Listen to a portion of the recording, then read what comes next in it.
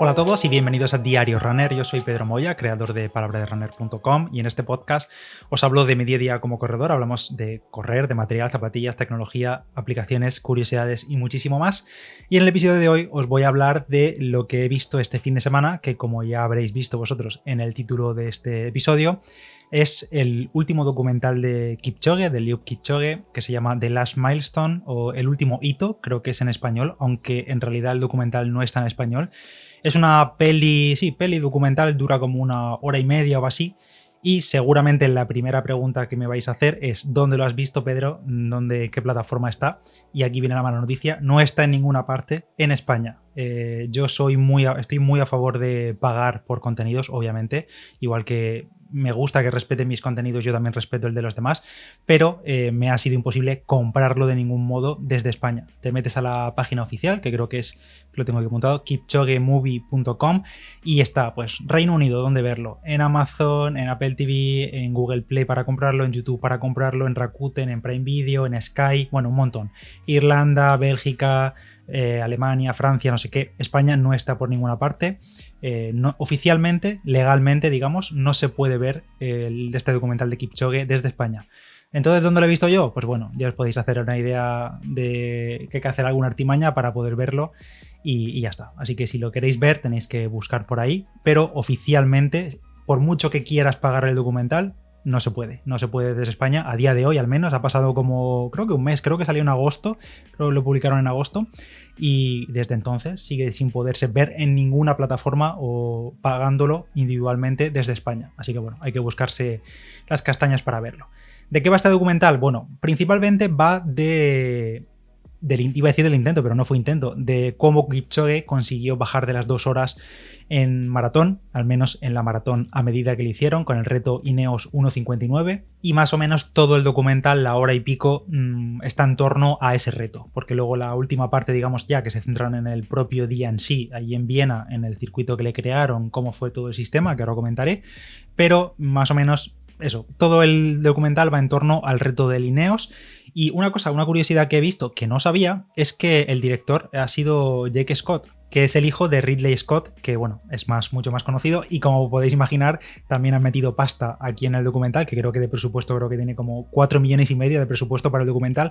Así que os podéis imaginar que aunque bueno, habrá muchas cosas que sean repetidas, que son imágenes que hemos visto de cuando el reto y demás, pues hay otras que no, y hay mucha entrevista a gente del entorno de Kipchoge, a otros atletas, a su entrenador, a gente de su familia, de todo el ecosistema, digamos, de Eliud. Y claro, la producción también se nota ahí, que también se agradece ver imágenes de buena calidad, bien montadas y demás. Así que supongo que ahí en parte se ha ido pues el presupuesto. Como digo, la primera parte se centra más en la vida de Kipchoge, en su infancia, bueno, no lo he dicho todavía, pero esto va a haber spoilers. O sea, si lo queréis ver, no pasa nada, vedlo. Yo voy aquí a hablar como si lo hubieses visto, y por si no lo podéis ver, os voy a contar un poco también de qué va y algunas curiosidades que me he ido apuntando mientras lo veía, porque me parecían curiosas de comentar, sobre todo del día del reto. Pero bueno, ya digo, 100% spoilers desde aquí. Si no me queréis escuchar, pues para el podcast desde ya lo escucharás. Pero vamos, spoilers de lo que va a pasar. Pero bueno, que no hay mucho spoiler, porque en realidad ya sabes cómo acaba el documental, que lo acaba consiguiendo. Pero lo dejo claro por si acaso.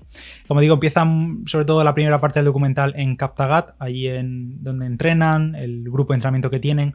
Sobre todo dan mucha importancia a la humildad, la simplicidad de vida que lleva tanto Kipchoge como el grupo de atletas que entrenan con él, la austeridad, cómo lo hacen todos ellos, cómo viven conjuntamente, y sobre todo también pasan mucho tiempo en el documental recalcando que quizá gran parte del mérito de Kipchoge está un poco en su mentalidad, en su humildad, en su capacidad de creer que puede hacerlo, porque está claro que al final correr una maratón en menos de 2 horas es una salvajada, pero más allá del esfuerzo físico, pues quieren completarlo con todo, con que la mentalidad también ocupa un gran papel en ese reto y en aquello que consiguió. Y que siempre se suele decir que, bueno, la genética de los keniatas, la genética de los etíopes y demás, que sí, que juega un papel muy clave en todo esto, pero que también es la cultura que tienen, el entorno en el que viven desde que nacen, el estilo de vida, que no es solo genética, vamos, es un cúmulo de cosas que hacen que de allí salgan pues este tipo de atletas de clase mundial que conocemos todos. Y como recordaréis muchos, antes antes del reto de Ineos 1.59,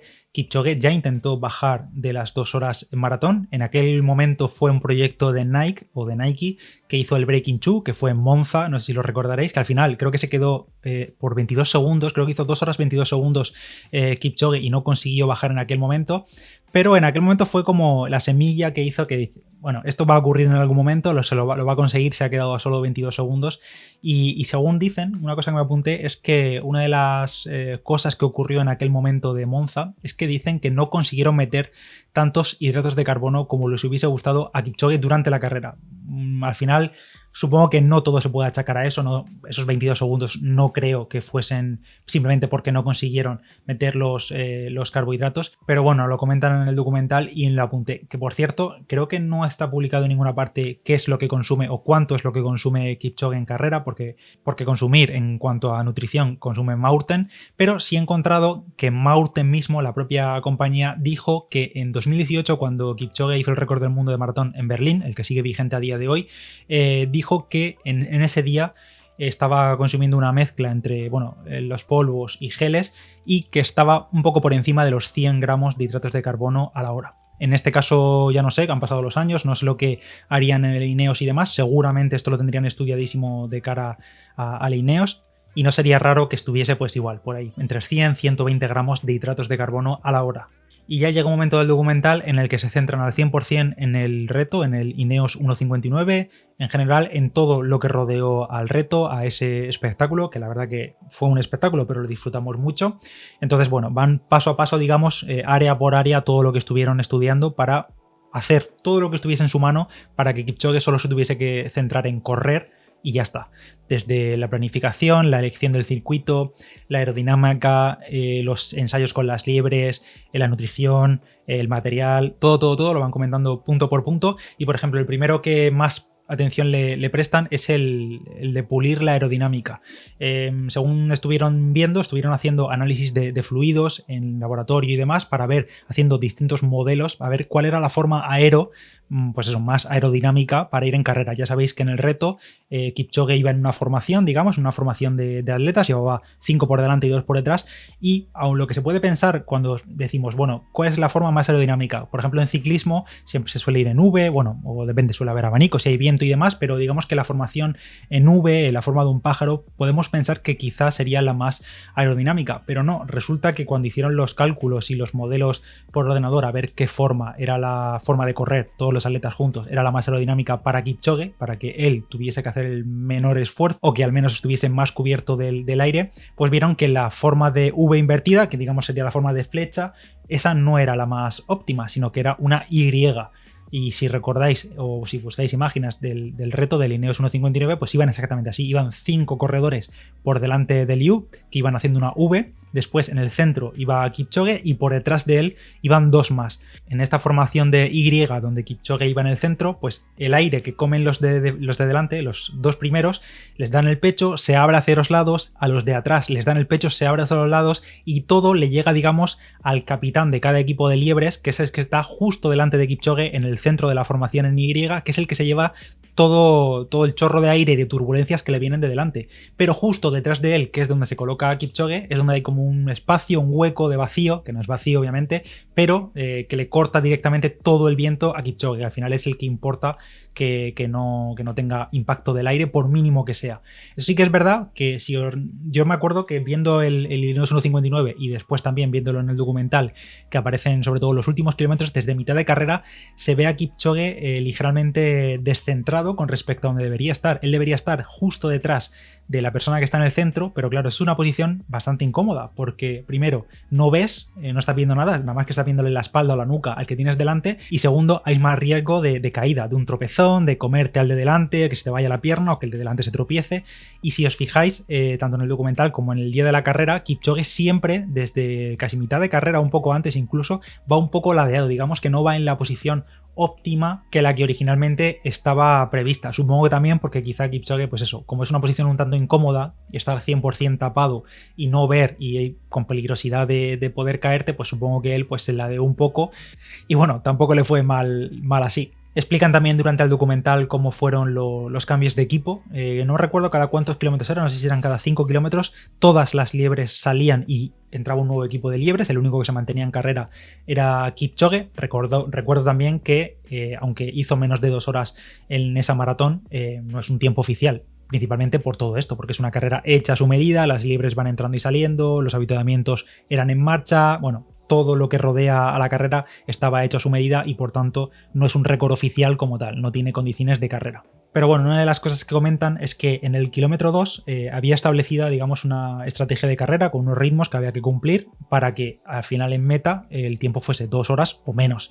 Pues dicen que en el kilómetro 2, desde control de carrera, la información que le llegaba desde los sensores o desde los relojes de tiempos que tenían colocados por el circuito y en la propia carrera, creían que en el kilómetro 2 todo se había jodido, porque marcaron un kilómetro en 2:48, que era más rápido que la estrategia prevista, y dicen que bueno, en ese momento hubo tensión porque se acojonaron desde control de carrera y resulta que al final estaba todo bien, sino que era un problema de los relojes y tiempos que se veían en carrera. En realidad no habían hecho 2:48, sino que estaban clavando los ritmos a 2:50, 2:50, 2:51, 2:50, que era lo que tenían que hacer. Y sí, habéis oído bien, 2:50 minutos por kilómetro durante toda la carrera. Ese es el ritmo que llevó Kipchoge en el Ineos 1:59. En cuanto a la nutrición, como ya he dicho, no dieron información de la cantidad de hidratos que consumió por hora, en esas 2 horas o cada vez que daba un sorbo, pero sí explican un poco más en detalle el tema de los avituallamientos en marcha, porque si os fijáis, al lado de Kipchoge iba corriendo el manager, que iba en bicicleta, y le iba dando cada X tiempo un botellín que llevaba tanto el botellín gel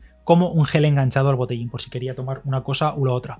Y dicen que cada vez que Kipchoge cogía la botella, bebía, tiraba el bidón y rápidamente, antes de que el bidón se perdiese por ahí entre la multitud, porque había público en ese momento en Viena, pues directamente lo recogían, se lo daban a un nutricionista que tenían ahí en carrera y calculaba cuánto había consumido y según lo que consumía iban ajustando la cantidad de mililitros y de cantidad de carbohidratos que le darían en el siguiente bidón, en el siguiente avituallamiento. De forma que la estrategia de nutrición iba actualizándose, digamos, en vivo. La concentración de carbohidratos se iba actualizando en vivo según lo que Kipchoge iba comiendo en cada avituallamiento. Cada vez que cogía la botella, la tiraba, lo medían y la siguiente ajustaban. Otro tema que dio bastante que hablar, recuerdo, tanto en el Breaking Two de Monza como en este Ineos 1:59, delante iba un coche que va con el reloj, pero también la función principal de ese coche, que no sé a cuántos metros va, pero va bastante delante, va con un láser en el suelo marcando el ritmo exacto. Primero el ritmo exacto y segundo la posición de las liebres. Va como unas líneas, entonces las liebres saben más o menos cuánto se tienen que separar entre ellas. Esto en su día también se criticó bastante porque decían que el cartelón del coche y el propio coche en sí también hacía parte de trabajo en aerodinámica porque tapaba aire de los de delante, pero según el encargado de aerodinámica del Ineos 1:59 dice, que tengo aquí el nombre, que es Robbie Ketchel, es este hombre que diseñó la aerodinámica de la prueba, de cómo tenían que formarse y demás, pues dice que tras estudiar todos los modelos de aerodinámica, dice que él, incluso, el mejor modelo era sin coche delante. Dice que había mejores resultados sin un vehículo delante de todos los atletas. La única función que dicen que tenía era la del láser, marcar el ritmo y la posición de las liebres para que no se desperdigasen y fuesen concentrados simplemente en correr. En cuanto al tema de zapatillas, ahí fue cuando vimos por primera vez a Kipchoge con las Nike Alpha Fly. No sabemos si es igual a la versión que se puede comprar ahora. Decían, había muchos rumores por internet que podía tener, que era una zapatilla multiplaca, que había varias capas de placas de carbono. Esto no se llegó a demostrar, aparecieron esquemas por ahí. La verdad que en el documental no aclaran nada. El tema de las zapatillas lo pasan un poco de puntillas. Incluso en el documental hablan más de las Vaporfly, que además todas las liebres llevaban las Vaporfly Next en rosa y Kipchoge era el único que llevaba las Alphafly. Pues bien, el tema de la polémica de placas de carbono y tal lo pasan como muy de puntillas y hablan un poco en general de el impacto, cómo influye la llegada de las placas de carbono, de las nuevas espumas al atletismo y demás. Simplemente pues dicen que la innovación es necesaria, que está ahí, igual que ha llegado a muchos otros deportes en formas de material, como en el ciclismo, la evolución del ciclismo gracias al material, y que bueno, que la tecnología es tecnología, que es necesaria para el avance y ya está. La verdad es que no dan más detalles en cuanto a las zapatillas. Y ya por último, la parte final del documental pues ya se centra en la llegada. La verdad que aquí imágenes muy bonitas, muy emotivas, con la llegada de Kipchoge que por cierto acordaron que si él se encontraba bien a final de carrera, iban bien de tiempo, digamos, que no iban muy muy justo en las 2 horas. Todas las liebres se abrirían, se quedarían por detrás y sería Kipchoge el que entraría solo y por delante durante los últimos metros. No sé si fue el último kilómetro o así, que ya se abrieron todos y tiró Kipchoge. Y bueno, aparecen esas imágenes súper emotivas con Kipchoge dándose puñetazos en el pecho, volando prácticamente, increíble, que no sé a qué ritmo iría, pero a 2,40 y pico minutos por kilómetro en los últimos metros. Y nada, llega por fin a meta, lo consigue, menos de 2 horas en la distancia de maratón. Y como digo, pues imágenes muy bonitas, mucha cámara lenta, imágenes al mismo tiempo de su ciudad natal. La verdad que en ese sentido, en cuanto a nivel de imagen, el documental está bastante guay. Hay imágenes que no se han visto en ninguna parte y otras que son muy repetidas. Pero bueno, ver las últimas imágenes, la concentración que tiene, la forma, unido con la música, la imágenes de niños corriendo por Kenia. Bueno, muy emocionante en general. La verdad que el documental está muy bien, yo lo recomiendo, 1 hora y 20, te lo echas ahí un buen rato de sofá o haciendo cualquier cosa, rodillo o lo que sea, y la verdad que está bastante bien. Como digo, una pena, no está disponible en ninguna plataforma legalmente, aunque quieras pagarlo como quería hacerlo yo, pero hay otras formas de verlo. Espero que os haya gustado el episodio, si tenéis oportunidad de verlo, pues echarle un vistazo, porque al final, bueno, está guay, es historia, digamos, del atletismo, no sé si lo veremos alguna vez en una maratón real oficial homologada, pero bueno, de momento es el único y primer humano que ha conseguido bajar de 2 horas en la distancia de maratón. Nada, hasta aquí el diario Runner de hoy, gracias a todos por estar ahí, espero que os haya gustado el episodio, yo soy Pedro Moya, Palabra de Runner en Instagram, y nos vemos también por el grupo de Telegram, busca Palabra de Runner por ahí y nos hablamos por ahí. Venga, chao, nos escuchamos en el siguiente, adiós.